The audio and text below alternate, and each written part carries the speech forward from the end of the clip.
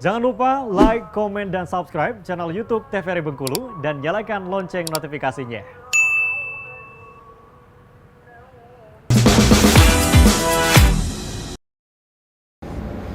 Balik lagi di Opini, obrolan pas di sini. Dan pemirsa masih dengan orang yang sama di sini, masih bersama dengan Alia. Nah, sekarang kita masih membahas mengenai dunia pendidikan ya.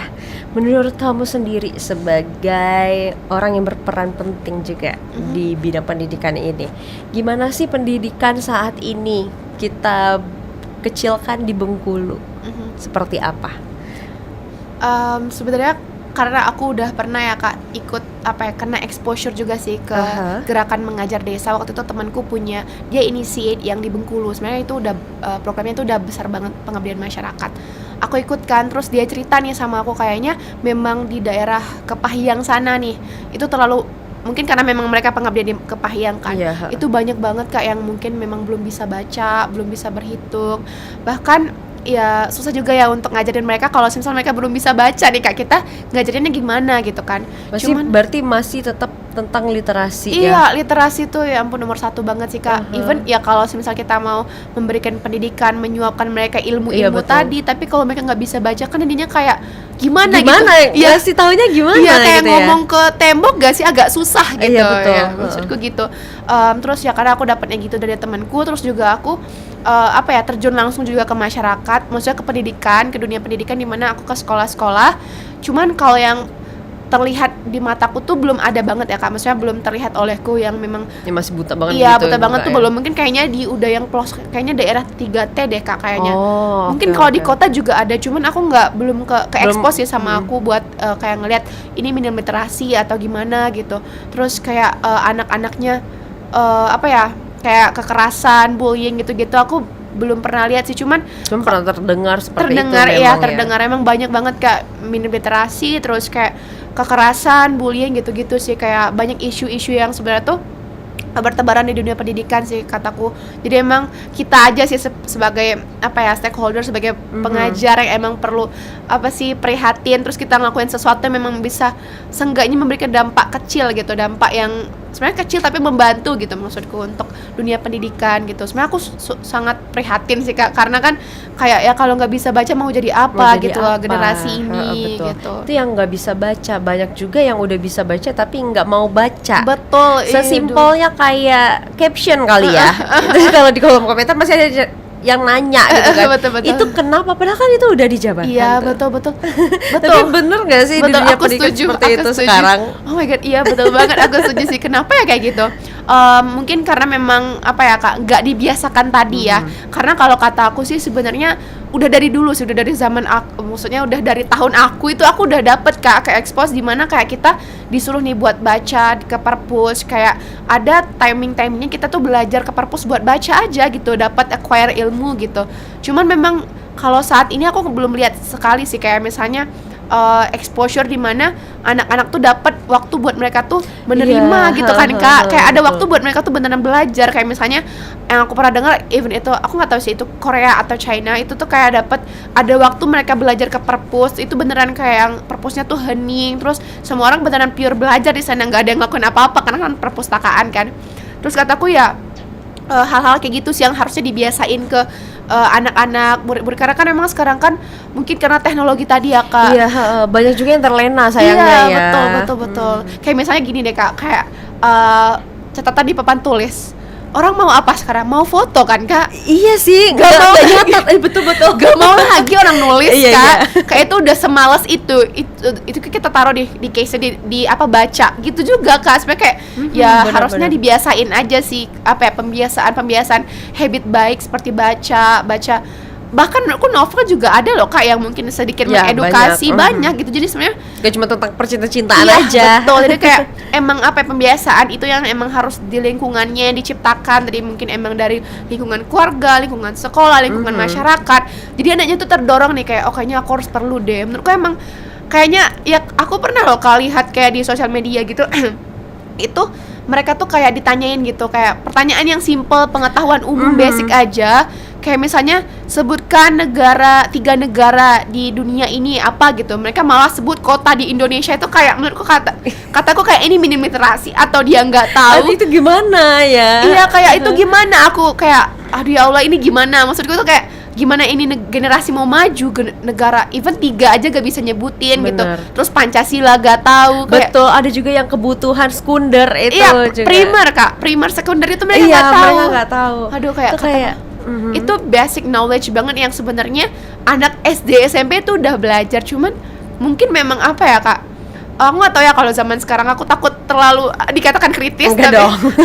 tapi kalau kataku mungkin emang males tadi sih, kayak yang membuat mungkin karena juga ada handphone gadget itu kayak semua udah pengaruhnya itu dimudahin tuh. iya, jadi terlena. orang sekarang udah baca e-book kan Kak, compare Iya, ke betul, buku kan, e-book, e-book kan, so that's why mungkin menurutku kataku kayak orang udah malas, sedangkan kalau buku kan nggak ada distraksi notifikasi. Kalau Betul, itu dia. kalau mungkin kalau buku kan kita bisa fokus gitu kan, kalau semisal HP ya ada notifikasi, terus ada sesuatu yang mungkin bisa ngedistract gitu kataku.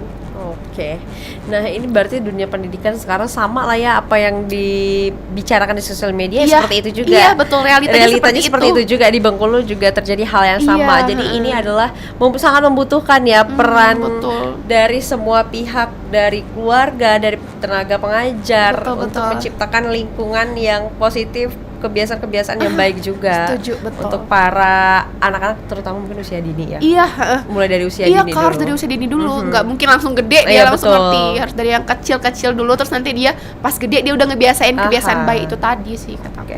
Nah, ini pengalaman kamu juga, aku mau pengen bahas mengenai pengalaman kamu juga. Jadi selain mengajar, aktif ikut lomba, kamu juga pernah ke Thailand ya? Iya, alhamdulillah. Karena pendidikan.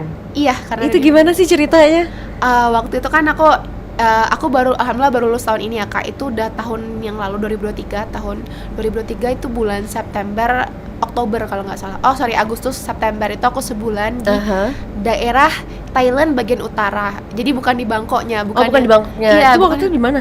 Aku di Chiang Mai namanya. Chiang Mai. Aku kayak ini kalau pernah dengar pertukaran mahasiswa merdeka. Jadi aku punya kampus tujuan Kak di sana, namanya Chiang Mai Rajabat University. Jadi kayak ada yang kampus yang mewadahi aku lah di sini buat dapetin sekolah-sekolah gitu loh. Kayak misalnya Unip nih, kampus Universitas Bengkulu, sebuah universitas di Bengkulu itu kalau misalnya di dunia pendidikan di jurusan pendidikan pasti dia butuh nih buat cari sekolah-sekolah mana nih yang bisa anaknya ditaruh buat bisa acquire dari guru pamong gitu, guru yang memang membimbing kita gitu buat ngajar, buat bikin RPP, lesson plan dan segala macam gitu. Nah, waktu itu aku di Chiang Mai Rajabat University ini ada host mentornya juga yang memang membimbing kami. Terus aku di sana sama teman-teman yang juga nggak dari Bengkulu aja Kak, itu dari Lampung juga ada, terus dari Jogja juga ada. Jadi Unila Universitas Lampung sama UI Universitas Islam Indonesia. Jadi kita kayak collaborate gitu loh. Dan program ini nih emang apa ya Kak, di seluruh, kayaknya di seluruh Indonesia dan di seluruh ASEAN sih Kak, Southeast Asian, Asia Tenggara. Jadi kayak semua universitas yang dapat, yang punya jurusan atau fakultas pendidikan itu pasti bisa join ke program ini gitu. Itu dari Bengkulu atau dari jurusan kamu? Cuma kamu sendiri? Kalau dari Bengkulu ada yang, kalau dari Bengkulu yang ke Thailand ya Kak, itu cuman aku bertiga sama temanku. Ada juga yang ke Philippines, ada juga yang ke Malaysia gitu. Oh, jadi beda negaranya. Iya, beda gitu negaranya, ya. Tapi ya, program yang sama. betul. Beda negara. Dari jurusan kamu sendiri? Iya, dari jurusan aku sendiri. Itu gimana waktu itu tahap seleksinya sampai keberangkatan? Barangkali ini ada juga para pemirsa opini yang masih mahasiswa, mungkin pengen juga ikutan program seperti kamu. Masih ada kan programnya? Oh, masih sekarang udah lagi berjalan sih Kak sekarang. Mungkin tahun depan kali ya. Itu tuh sekitar semester 7 atau 8, itu sebelum skripsian lah ya. Jadi waktu itu kan aku ngeliat nih grup WhatsApp nih, ada kayak informasi, kita kan sering banget tuh scroll ini ada info baru nih. Iya, info baru nih, info apa nih, kayak pengen nih coba-coba gitu kan. Betul. Terus kayak tertarik gitu kan, kan keluar negeri ya, siapa sih yang nggak mau going to abroad gitu kan, kayak pengen coba-coba, apalagi nih Thailand. Iya, gratis. Sebenarnya nggak gratis sih Kak, cuman ya ada berangkat itu misalnya kayak waktu itu aku seleksi berkas. Terus ada seleksi wawancara juga, ditanyain beberapa hal sama gurunya biar nanti diarahin nih, nanti kamu ke negara ini aja gitu. Ada juga yang dari matematika kemarin dia ke Philippines, kalau aku kemarin ke dari bahasa Inggris itu ke Thailand Kak. Terus waktu itu aku ikut kan Kak, aku coba, terus kayak alhamdulillah kan lolos kan. Iya, Terus waktu itu aku lagi KKN loh Kak, jadi kayak aku tuh sebenarnya nggak ada jeda ya Kak, dari aku KKN jadi aku langsung berangkat ke Jadi Thailand. bener-bener selesai KKN Iya. langsung berangkat. Even kayak waktu itu kan 17-an KKN tuh aku harus ngadain jadi panitia gitu loh. Terus aku harus kayak izin sehari, emang itu udah selesai sih KKN-nya. Terus aku langsung berangkat tuh, izin sama teman-teman, aku langsung berangkat ke Thailand. Jadi kayak aku ngerasa aku nggak ada jeda banget, aku ngerasa kayak capek, cuman aku seneng gitu, excited gitu kan. Oh apa nih yang baru dari ke negara orang gitu, negara baru gitu. Aku seneng banget sih waktu itu. Terus alhamdulillahnya lolos, terus aku berangkat nih Kak.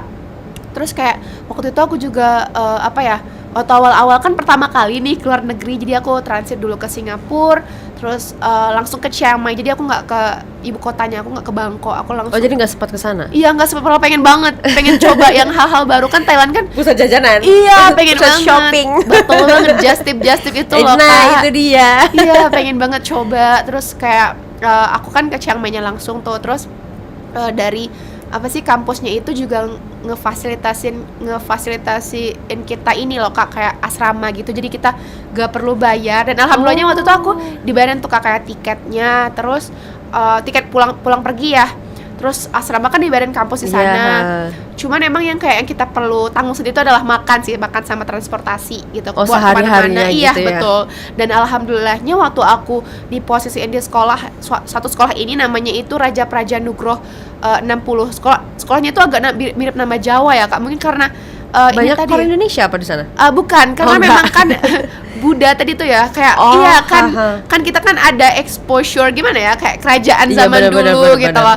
Tapi ada hubungannya gitu ya. Betul, mereka tuh buat namanya ini nih Raja Praja Nugroh, tapi bacanya nggak kayak gitu Kak. Bacanya tuh kayak La Plaja Nugroh Hoksip. Hoksip itu 60 bahasa Thailand.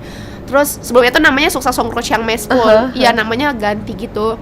Terus waktu itu aku juga ngajar sebulan, jadi kayak ada minggu-minggu aku observe dulu. Terus aku kayak yang betulan ngajar 2 minggunya. Terus yang di akhir aku diuji kan, kayak magang beneran gitu. Nah itu bagaimana ceritanya kita lanjutkan nanti ya. Sekarang kita jeda dulu. Untuk pemirsa jangan kemana-mana, tetaplah bersama kami di Opini Obrolan Pas di sini.